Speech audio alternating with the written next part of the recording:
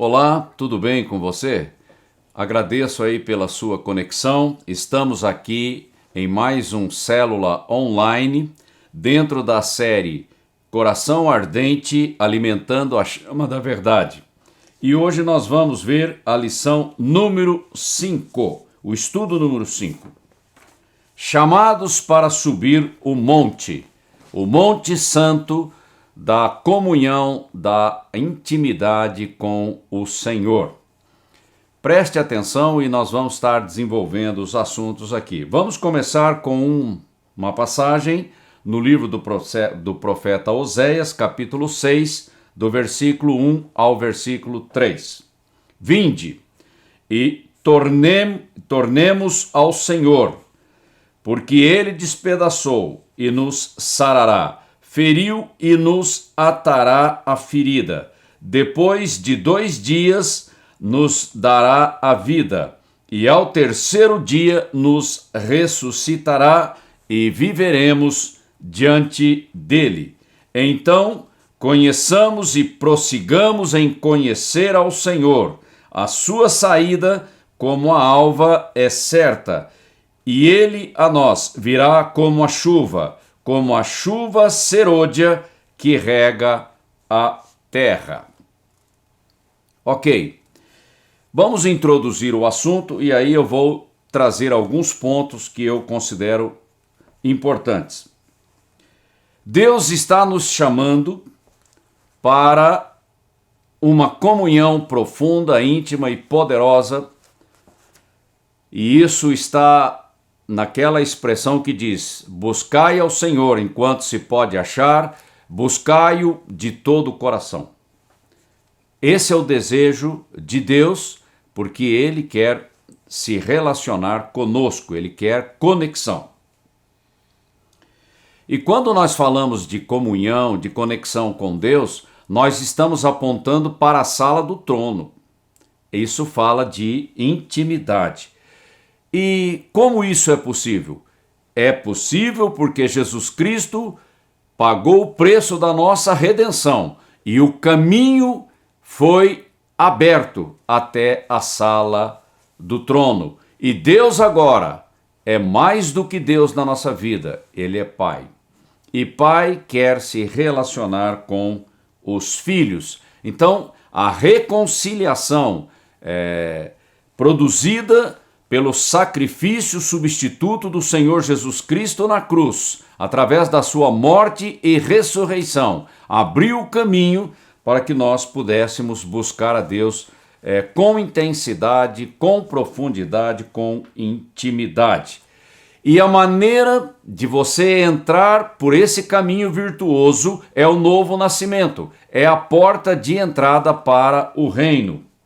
E o caminho, a trilha que nos leva cada vez mais para perto do trono é um processo chamado santificação, que é um processo operado pelo Espírito Santo, para que você tenha uma viva, uma experimental conexão com Deus. Não é de ouvir falar, mas uma viva experiência com o Senhor.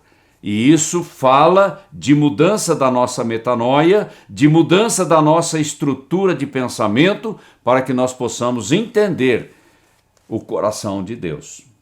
Isso é tirar o Egito de dentro de mim, como nós falamos no estudo anterior.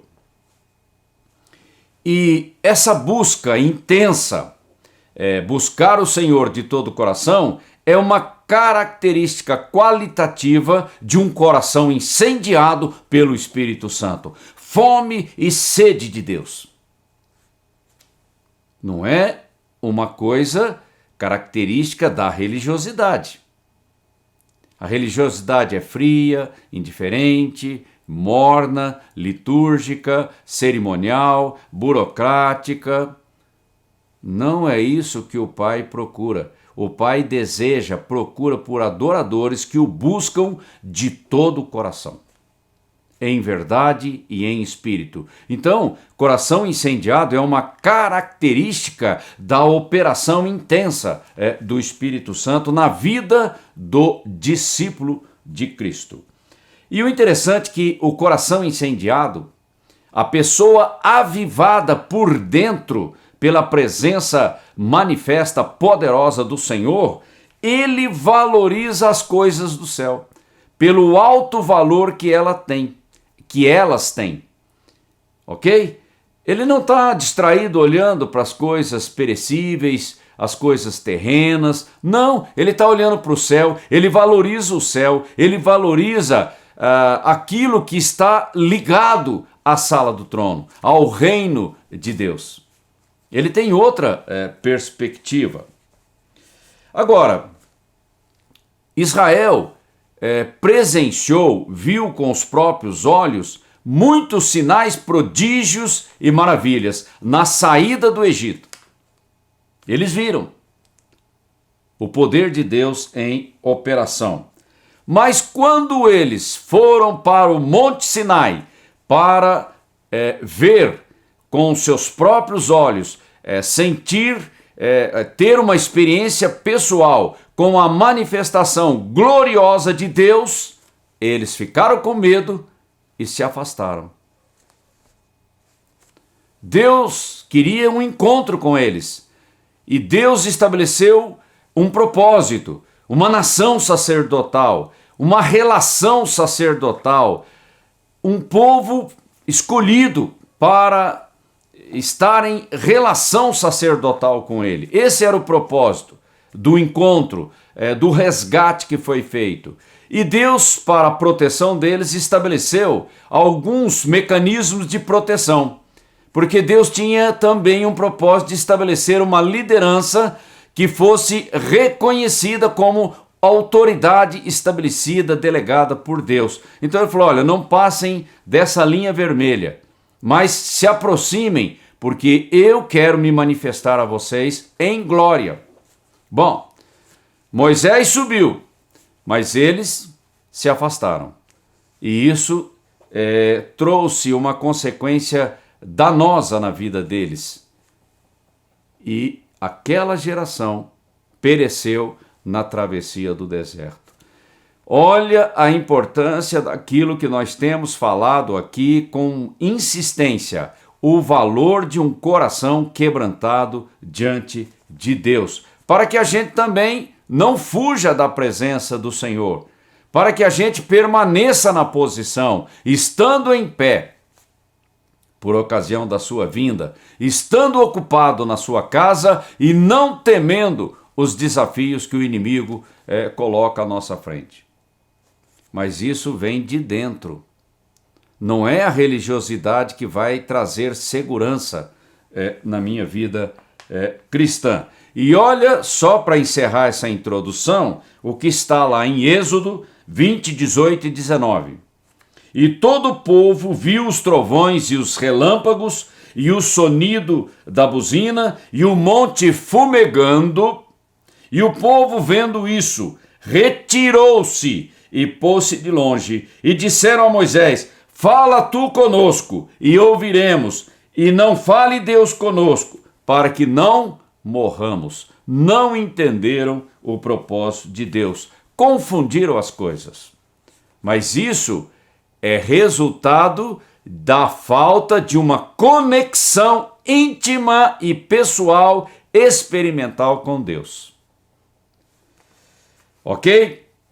O milagre pode trazer conforto e benefício e acomodação na minha vida, mas o milagre por si só não garante uma intimidade com o Senhor. Eu quero que você consiga perceber a diferença entre essas duas realidades. Ok? Vamos lá. Primeiro ponto importante aqui para nós. Santidade ao Senhor é uma escolha pela verdade. Jesus Cristo é a verdade, e eu escolho a verdade, e eu quero a verdade, e eu busco a verdade. A verdade está em Cristo, a verdade está na palavra, a verdade está sendo proclamada através da igreja. Isso é uma fome, uma sede que está dentro de mim. E se eu procuro a verdade, eu quero me relacionar com ela. E a relação que eu estabeleço com a verdade é uma relação espiritual que eu estabeleço com o Deus da verdade, com o Senhor da verdade.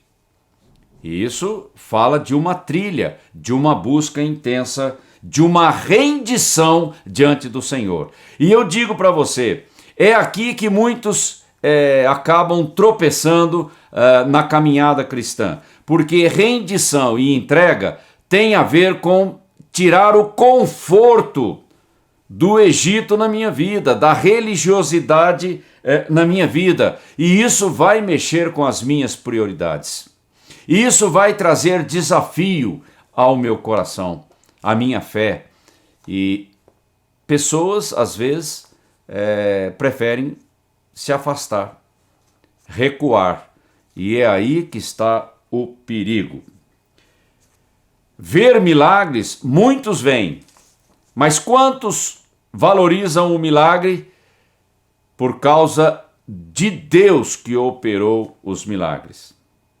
Benefícios, todos nós gostamos e nos sentimos bastante confortáveis, mas e o Deus do milagre?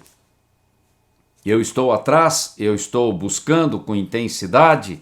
Essa é uma questão que permanentemente desafia qualquer geração.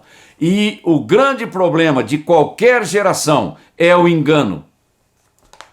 E a nossa luta é contra o engano, a mentira, aquilo que é falso, aquilo que parece, mas não é, tem aparência de piedade, mas nega o poder de Deus, a presença manifesta do Senhor na nossa vida. E muitos versículos são citados aqui para referendar isso que nós estamos falando. Não vou entrar no mérito. Depois você, na aquisição da sua apostila, você vai poder consultar todas essas referências. Outro ponto importante. Essa conexão, ela não é construída de última hora. Não dá para fazer isso lá no pé do Monte Sinai. Ou chegamos aqui no Monte Sinai, agora vamos buscar uma conexão íntima com Deus para poder presenciar a manifestação gloriosa do Senhor. Não, isso é construído antes. Na vida cristã, não dá para fazer isso na hora do aperto, na hora da necessidade. Isso é uma construção que eu faço todo dia na minha vida. Outro ponto importante, a presença do Senhor é fogo consumidor. A luz do seu olhar, o resplendor da sua face, queima pecado. Não tem como. Quando você se aproxima de Deus, a sua luz é fogo consumidor. E esse fogo consumidor fala de santidade. Então, se interesses próprios, se uma motivação egoísta na minha vida, se algum pecado na minha vida, a luz vai iluminar as trevas. Não tem como ser de outra maneira, porque a manifestação da presença de Deus é fogo consumidor, conforme está lá em Hebreus capítulo 12, versículos 28 e 29. E luz e trevas não se combinam. Verdade e mentira não se relacionam. Ou uma ou outra. Um bem bolado entre as duas é prejuízo e é uma coisa perigosa. Andar no Espírito é andar na verdade. O Espírito da verdade. Eu não posso admitir aquilo que é falso, aquilo que é mentiroso, aquilo que não procede, que não está em linha de coerência, de consistência com a palavra de Deus. E o que Moisés disse a respeito disso? Lá no versículo 20 e 21 de Êxodo 20. E disse Moisés ao povo: não temais, Deus veio para vos provar, para que o seu temor esteja diante de vós, a fim de que não pequeis. O temor tem é uma vacina que traz imunidade, a imunidade da santidade de Deus na nossa vida. uma imunidade contra a carne, contra o mundo, contra o pecado. E o povo estava em pé longe, mas Moisés, porém, se achegou à escuridão onde Deus estava. Se a luz de Cristo brilha na minha vida, os pecados vão caindo pelo caminho e eu cada vez mais vou crescendo na semelhança do Senhor. E eu não tenho medo da luz de Deus, da manifestação da sua glória. Mas se tem algo estranho na minha vida, a tendência é fugir da presença do Senhor. E esse provar é como se a luz de Deus iluminasse a nossa vida para que nós pudéssemos tomar conhecimento de quem realmente nós somos. Aí nos levando, nos convidando para uma reflexão, para um verdadeiro, genuíno arrependimento e uma mudança na nossa vida. E tudo isso é um processo consciente na minha vida.